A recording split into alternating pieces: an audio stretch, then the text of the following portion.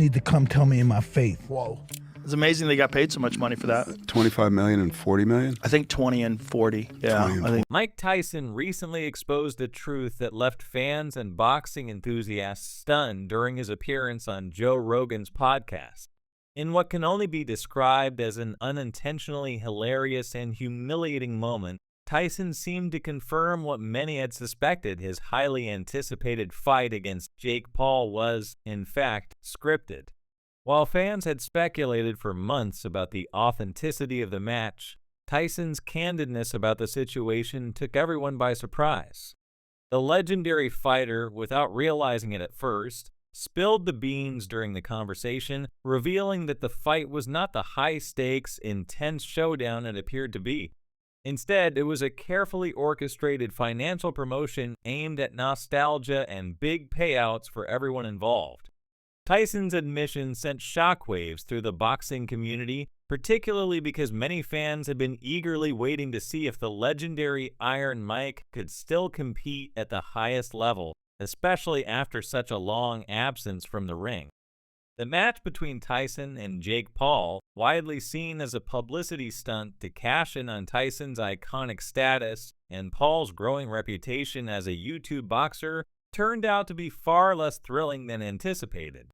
The bout felt sluggish, and there were moments where it seemed like Paul was holding back punches, and Tyson wasn't fully committing either. Tyson himself admitted this, acknowledging that he wasn't really landing anything on Paul, and even when punches were thrown, he could see them coming and braced for impact. The news that Tyson held back his punches was a gut punch for many fans who grew up watching him dominate the ring. Tyson, who once seemed invincible, now seemed human, reminding everyone that even legends can falter. It was a stark contrast to the fighter who once ruled the heavyweight division with brutal force.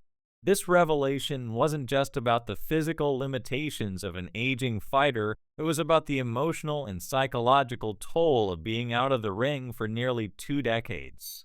Tyson, who had gone through a series of personal struggles, including 8 blood transfusions, reflected on the emotional weight of his comeback. His confession about the physical and mental toll of stepping back into the ring was a rare moment of vulnerability from a man who had spent most of his career cultivating an image of invincibility. Despite the underwhelming nature of the fight, Tyson seemed to recognize that the entire event was a big money grab, a calculated promotion designed to capture the attention of fans while raking in millions of dollars. Tyson expressed gratitude that the fight hadn't gone terribly wrong, acknowledging that while he may have been holding back, he was also glad to make it through the match unscathed. The bout was never meant to be a true test of skill, but more of a spectacle, a performance for the fans and the media. Tyson was clear that the fight's lackluster pace and his hesitance to throw punches were part of the plan. According to him, the fight was structured to go the distance, to keep people entertained, and make sure the match was drawn out for maximum financial gain. Tyson confirmed what many had suspected: 100% this was fixed, he said, admitting the match was designed to go to a decision rather than a knockout, in a neutral way to end the fight. The backlash was swift, especially from critics who felt betrayed by the whole spectacle. Some questioned whether Tyson, once a symbol of raw power and ferocity, was now reduced to a pawn in a larger marketing scheme. Others took issue with the fact that Jake Paul, who is still relatively new to boxing, was given such an opportunity to face a legend like Tyson. Tyson's ability to acknowledge Jake Paul's talent, despite the obvious differences in their boxing experience, also raised eyebrows.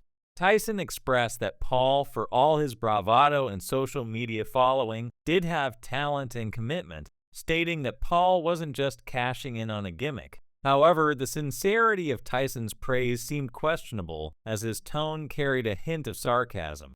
Critics quickly picked up on this, with some wondering if Tyson was secretly mocking Paul's boxing skills, or if he genuinely respected Paul's abilities. The inevitable question about the fight being scripted arose during the podcast, and Tyson was initially quick to dismiss the rumors. He called it nonsense, referring to the viral audio clip where Jake Paul allegedly says, "I got your money," a comment that fueled suspicions of a fix. However, Tyson's subsequent admissions about the fight being drawn out for promotional reasons contradicted his initial denial.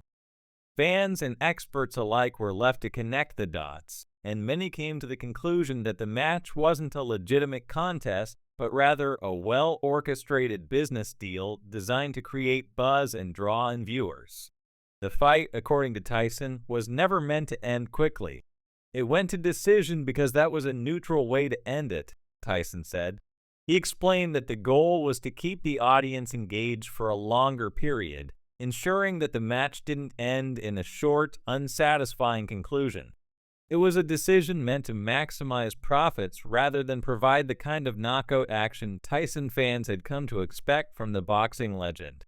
The entire event left a bad taste in the mouths of many. For anyone who watched Tyson's earlier career, the thought of him taking part in such a staged affair was almost unthinkable.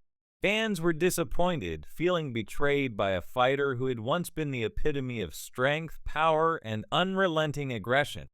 The criticism intensified after Tyson confirmed that the fight was intentionally designed to be slow-paced, with both fighters holding back their punches for the sake of entertainment and financial gain. Many felt that Tyson's legacy, built on real, raw, and dramatic victories in the ring, had been tarnished by this staged event. As the podcast continued, Tyson was pressed by Joe Rogan on whether Jake Paul was a legitimate boxer or simply a marketing genius. Tyson acknowledged Paul's ability to sell a fight, stating that the YouTuber-turned-boxer had proven he could generate attention and make money. "The kid can sell a fight," Tyson said, admitting that Paul's ability to build hype around his matches was undeniable. This seemed to be the key to Paul's rise in the boxing world. Whether or not Paul could truly compete with top-level fighters was still up for debate, but Tyson admitted that Paul had a gift for promotion that many traditional boxers lacked. The Tyson-Paul fight may have been a disappointment for many fans who had hoped to see a legitimate clash between two fighters from different worlds. But it was also a reminder that in today's entertainment landscape, everything including boxing can be carefully curated for maximum profit.